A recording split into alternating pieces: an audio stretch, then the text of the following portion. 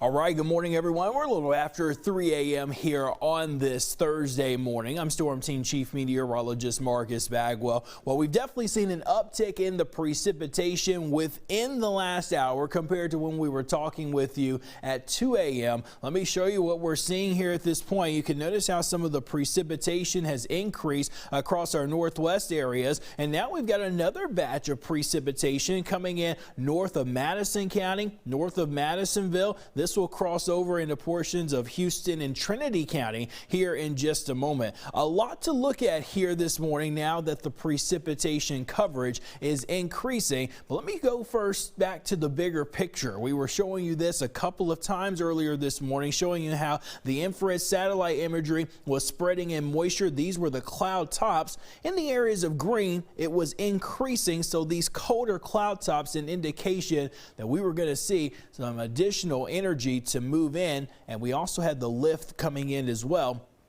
And that's why we're seeing that precipitation pick up. There is the energy as well. We'll call this vorticity in the atmosphere. Notice the spin, areas of yellow, orange, and red. That's helping to increase the precipitation coverage. And we've got a heavier band of spin, or a heavier location of energy that's going to continue to lift our way. And that's why this precipitation should begin to increase. Let's give you a look at the temperatures as we're starting to see some of this precipitation move in. 33 in Mount Pleasant. 32 in Pittsburgh, 33 in Gladewater. I think it's worth interesting. We just changed directors here. Morning director just came in, and he informed me that as he was coming in, he noticed some of the steam coming up off the roadways.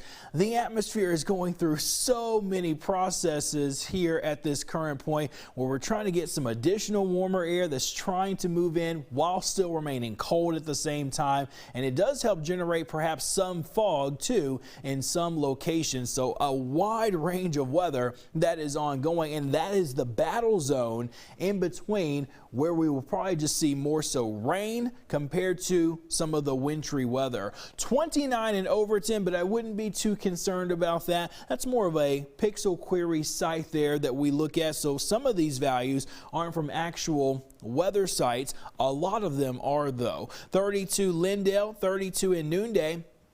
There's Canton at 28, Gun Barrel City 27, and Athens at a temperature of 30. We've got 34 also in Carthage, 35 in Nacogdoches, Rusk at a temperature of 32, 34 in Crockett, Zavala at 39. Same for Huntington, and we've got Trinity at a temperature of 34 degrees. Road conditions right now, for the most part, are looking to be okay. At least from the latest update, perhaps some rain moving through portions of Houston County there. But you work your way up, we'll probably begin to see perhaps some accumulation and some impacts, perhaps turning towards some icy conditions back in portions of Henderson and Van Zandt County. The road temperatures continue to remain okay, but I want to go closer where we're starting to see some of the precipitation. And we've actually seen that freezing line of the road temperatures move in a bit more. Near Gun Barrel City, down to 31, 32, just west-southwest of Canton, 31 up along Highway 80. That would put it close to the Wills Point area. And then in Emory, looking at a road temperature currently queried at about 32 degrees. Again, this is where that precipitation is picking up. The query values that you'll see now, these are the actual temperatures, and this is a radar loop over the last hour. Notice how some of this precipitation has begun to move in. Now, areas in the pink here, not all of that is probably making it to the ground, but you'll notice some of the darker colors. That's where we're probably seeing some of this precipitation reach the ground here at this point, and it does extend a little bit more back off to the south and to the southwest too. I'll turn off those queries and let's give you a closer look here. It is a little bit hard to see some of the areas of purple, but we are starting to see that begin to pick up. Let me see if I can reduce some clutter here on that. Give me just a moment. Let's see if we can decrease that just a tad so that we can have a better handle on what we're looking at there. I'm just going to do that again. There we go. I think that may help us a little bit more. All right, let's put that back in play mode. Okay. So now we're looking at a little bit more of the areas of the darker precipitation. That's where we could see perhaps some of this potential freezing rain that may begin to increase. And again, we've got to keep an eye on how these air temperatures are working too. I want to go back to those. You can notice how some of them will update during the course of the hour. Like for example, just southeast of Gun Barrel City, we went from 30 at about 2:10 and went down to 29 around 2:45, 2:50, and that's where we continue to hang at this point. So some of this precipitation is going to increase a bit more, and that's going to help lead to probably some of this additional freezing rain that may be falling in some sections across our west and northwest counties at this time. You get back over into the Metroplex here. I've been keeping an eye on the Weather Service chat coming in out of Dallas-Fort Worth, and you'll notice here that there are still some additional problems. I'll read some of those off. If you have to travel to the Metroplex, I would highly discourage that from happening. Down Highway 287 at the Hazlet area, it is a sheet of ice. Wise County TxDOT was treating it to the county line. Stephenville roads look like a sheet of ice as well. It just shows you here that things are really not looking good at this current point. But the problems are probably going to continue to arise across the Metroplex area, and hopefully folks will stay off the roads. But we need to be on guard too for our west areas, especially where we could have some icing problems that start to occur here over the next little bit. A look at Futurecast for us.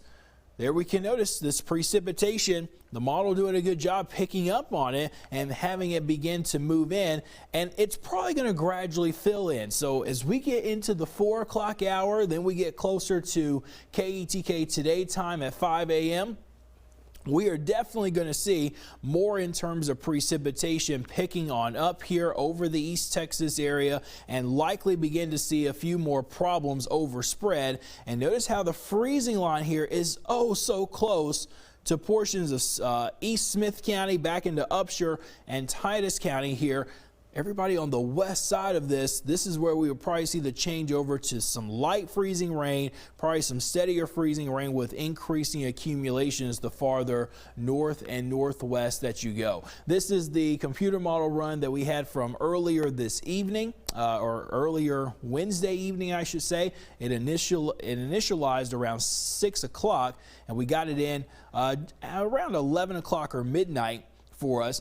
And it seems to be handling things well as we're starting to see that uptick in that precipitation coming our way. Notice into the afternoon, we continue to see some pockets of some freezing rain. Yeah, on the light side, but enough to still cause problems, perhaps in our northwest counties. We'll continue to watch and see how all of that evolves as we go through time. Still looking at some showers and perhaps some light for wintry weather moving off to the east and to the southeast as we get into the late evening hours for your Thursday. That freezing line moving in. Yes, some clouds clearing out.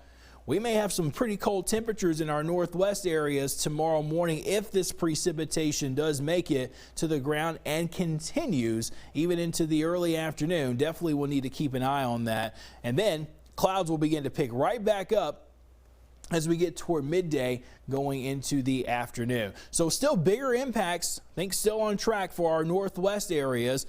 Areas in purple back to the west, or pink I should say, going with a light ice accumulation with a wintry mix, and still in the green. I think at this point we're not looking at much in terms of accumulation based off of what we're seeing at this current time.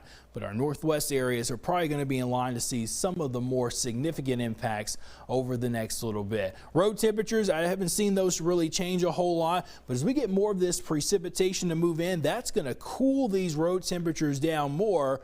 And we already were showing you that some road temperatures were approaching that freezing mark already in portions of Van Zandt and Henderson counties, and that will continue to be the case. It even goes up into sections of northwest Smith County too. I'll zoom in a bit closer. There's 10 a.m.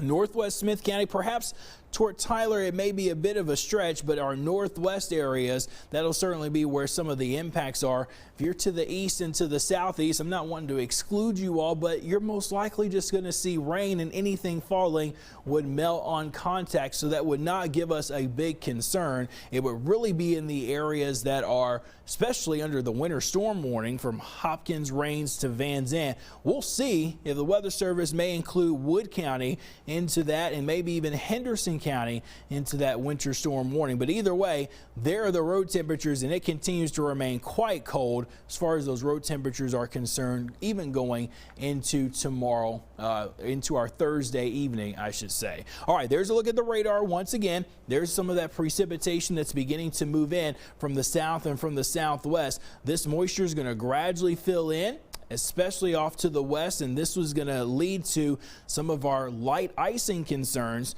More of that moisture increasing too, going all the way back in between Austin and the Brazos Valley.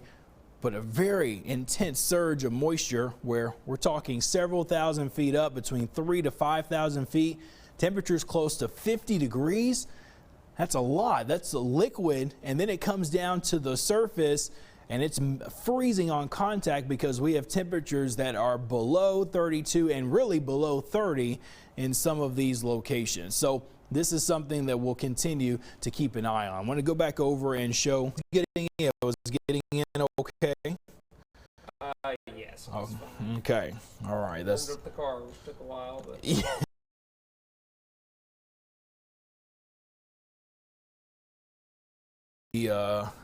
to the temperatures here.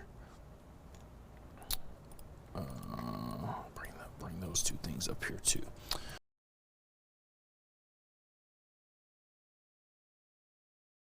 All right.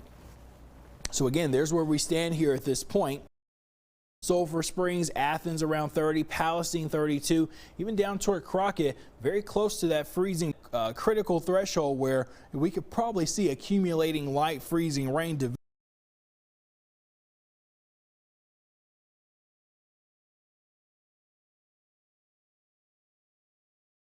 What has already taken place. So we're going to have to continue to keep a close eye on that. And there you can notice another batch of that precipitation. Watch how this band begins to develop more back in Navarro County near Freestone and Limestone County. And that's starting to work its way up to the north and to the northeast also. So continue to see the evolving situation here as the moisture increases. Now we're starting to see that precipitation begin to finally increase over the area. Okay, again, another closer look there. There you can notice that precipitation at this point. So this is what we're going to watch for. Right now, we have not had any reports yet, but it's also dark and people are probably beginning to get up. And when they step out the door, get in their cars, we may begin to see some impact. So please be careful. Give yourself plenty of extra time, and also slow down too as you're driving on these roadways, especially out to the west. Don't forget, you want to have our East Texas Storm Team app as we are tracking the precipitation. You can too with Futurecast for us and see it on the radar as well. Road conditions and road temperatures, some of the same things we've shown you, and these ice impacts are most likely going to be along and west of Highway 271. I think that's where the biggest concern will lie, especially in our west county. So we'll see if other counties get added to the winter storm warning. Regardless, any type of ice accumulation can cause some problems, so we do want to be careful as we go through this morning. All right, we're going to be getting ready for KATK today. I know that's coming up at 5. Definitely we'll start preparing for that. Carson's in, Andrew will be in soon, and we'll be here to keep you up to date. Thanks for taking time to stay with us here on our live streams that we've provided on the hourly update for you here, and we'll continue to keep a close watch on this precipitation. Make sure you're following us on our social media pages. We'll have more updates as we go throughout this morning.